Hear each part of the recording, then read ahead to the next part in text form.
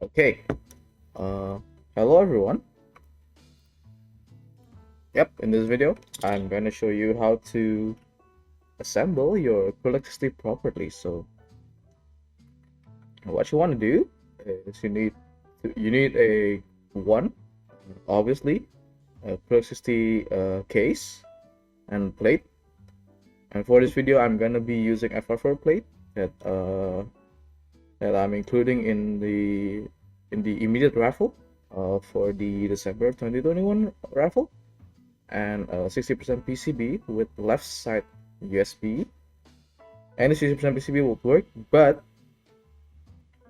if you have a hot swap PCB that that got uh, that got arrows in it, you cannot do it because this only supports ANSI, Sangin, and no, ANSI and Sangin layout basically, and HHKB too.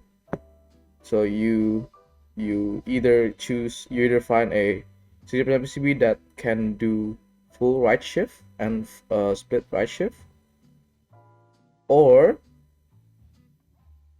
find any PCB, yeah, basically Sangin and ANSI layout, and a set of switches. For this build, I'm using gateron yellows, and a set of keycaps. For right now, I'm using epbt because that's the only sets that I have that supports ANSI and 7U. And what you want to do, if you have the polycarb plate version for future sales, of course, you want to make sure, first of all, get your stabs ready and test your PCB, of course. And when you want to build it, when I do the proto for the PC plate, it bends like this, but it's all fine, because what you want to do is put the switches around the perimeter of the PCB first, and then proceed to put all the switches on the alphas. So that's about it. Okay, let's go into the case. This is the case. I'm borrowing one of the winner just to show example, because my version of the case is a little bit different from the thickness of the acrylic layer and the layout, of course, too. And the plate, basically, like just the acrylic got a different thickness to it. What you want to do is unscrew all the screws on top to make it easier for you to assemble it. And you might notice a couple of rubber residue here, like uneven cut of rubber. That's totally fine, because I cut it all the rubber by myself, so it's totally fine. It's totally fine.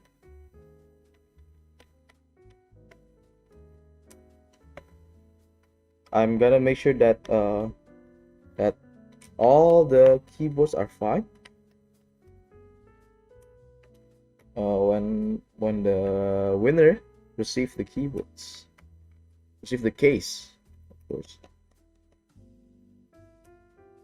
And you only need a Phillips head screwdriver for unscrewing the case. And so for the top layer, it's 2 top layer. If you get a wing keyless version, it's gonna be a 3 wing keyless top, 1 for the screws and 2 for the spacers. And what you want to do is take it out, and then you can find the plate that's sandwiched between a rubber piece on the top and the bottom. Okay, so the 3mm part, there are 2 3mm part, the one with the USB cutouts and the one with the full without the cutouts, and you might want to leave the 3mm part that got the USB cutouts in the case.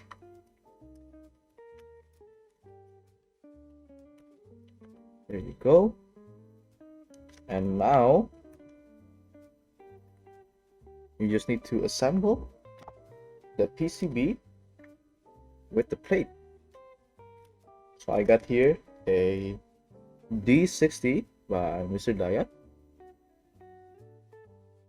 Let's put the case aside, and I have the configuration on Sangen layout, which got split backspace, split redshift, and 7U bottom row, which contains 1.51U, 1.5, and 7U bottom row, and then 1.51U and 1.5U mods.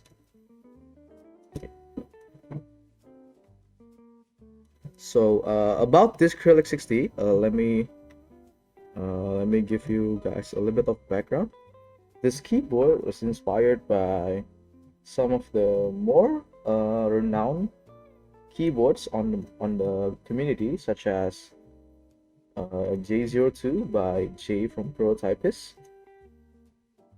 and Neopalette G67, which is a stack acrylic isolation mount. You can say it's casket mount keyboard, and that inspires me a couple years ago to make one for myself.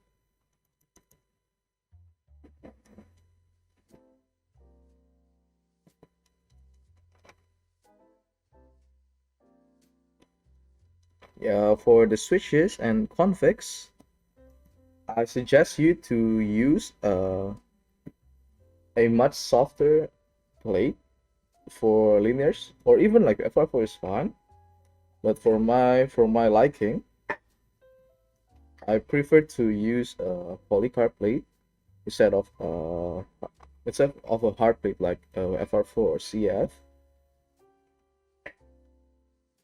And I suggest you to use linears instead of tactile, because that's the sound profile. That's what I want to achieve from this keyboard.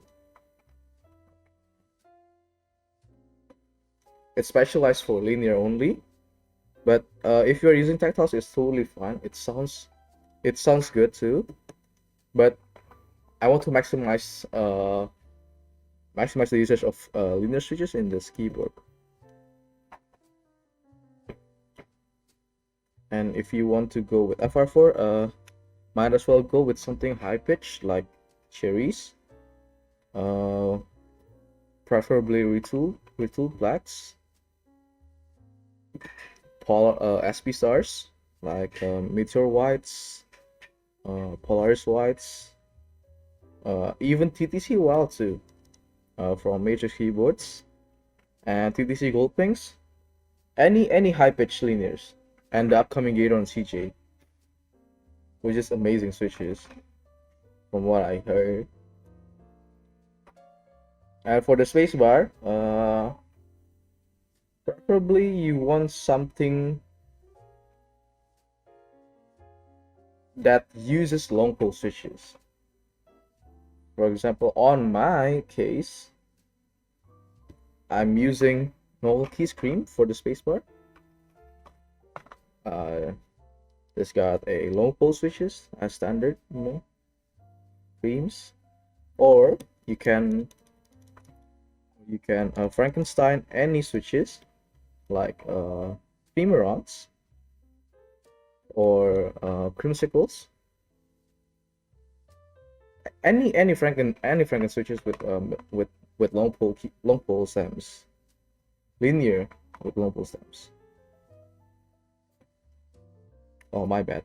I'm building a Win keyless. I am purposely show you an example with a hot swap keyboard, hot swap PCB, because it's not gonna take it's not taking my time to show you like how to build it and what is my config looks like.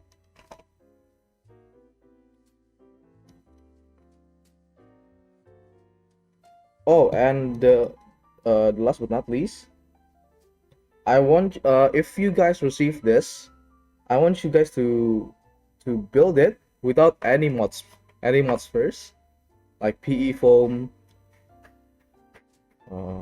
PE foam switch pads, and anything like that, because I purely like designed this to be used without any mods. Like, this is okay, but if you are using a flex cut PCB, I suggest you to tape the flex cut with a masking tape, uh only for one layer, only like one layer of masking tape, and that's it. Because the flex cut makes the keyboard a little bit muted, in my opinion, and you want it to sound full, not muted at all. And yeah, we are ready. And if you are doing this, this is my own way to do it, and my recommendation, you might want to put all the switches and PCB and plate downwards first and then top, so it's not gonna interfere with the PCB like that. If you are okay, that's a bit monkey. Okay, in case of like in case that happened, you might want to push the rubber to the side and do the same thing again. There you go. And now put the closing layer, and then put the rubber layer,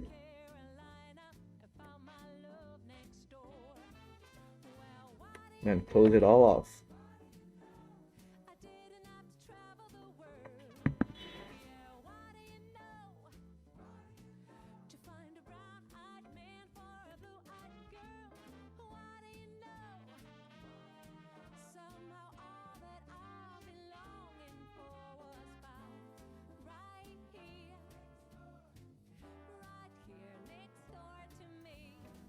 Okay, now you want to screw all the screws in, and don't over tighten it because it's an acrylic and it's a little bit fragile if you are over tightening it.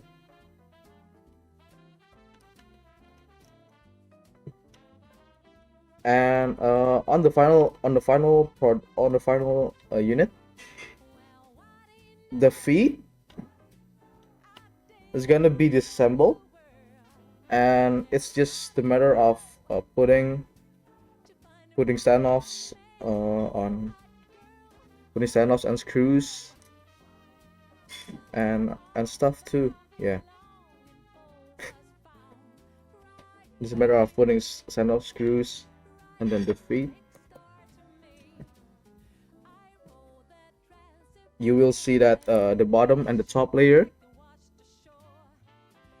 supposed to be the holes were small, and the standoff one are a little bit bigger. Okay, so we are done.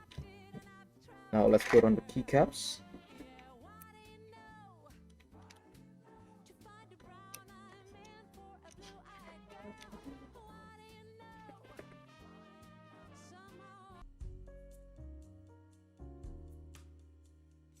Oh yeah, if you're using WinKeyless layout,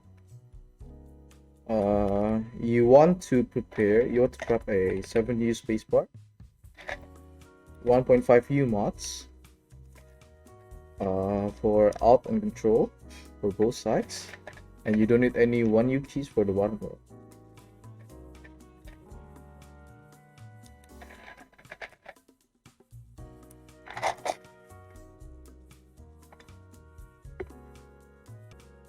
Okay, here we go. We are done. Now this is the end product of the CRYLIC60. Get this. Okay. And that's it. Now I'm gonna swap out the keyboard and change it to the CRYLIC60, and I'm gonna give you guys a sound test. That's why I'm using this as a demo product instead of my CRYLIC60, because I already made a revision. Because on my version, on the proto version, the USB holes is not deep, it's not like wide enough. So so the shielding of the USB will interfere with the bottom layer. So it either will affect your lifespan of the USB-C port, or you will just have your USB-C bend upwards like that. Okay, now we are done. Now let's do a sound test.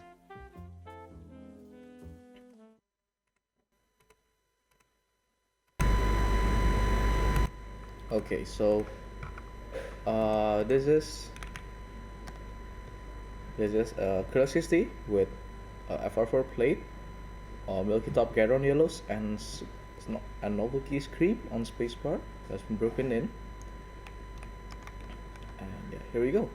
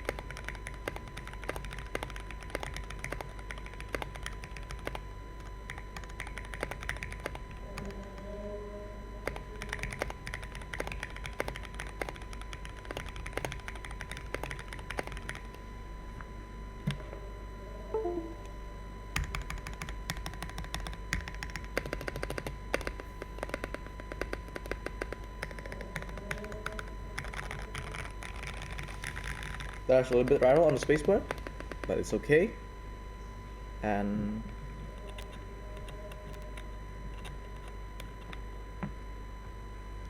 yeah, I think that's it for the CRYLIC60. I hope you guys enjoy the end product, and looking forward to the next revision for the V2. Hopefully there will be a V2 of the CRYLIC60. And overall conclusion is, I suggest you try it without any mods, except if you are using FlexCut PCB. That's why you want to tape the FlexCut, so it will sound full, if you get what I mean.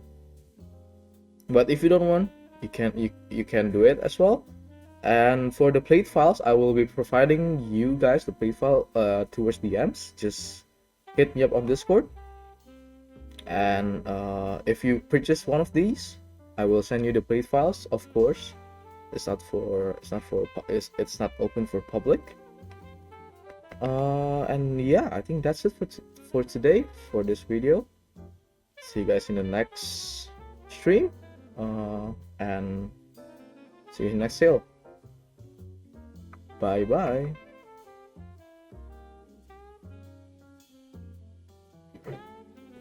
May RNG be with you.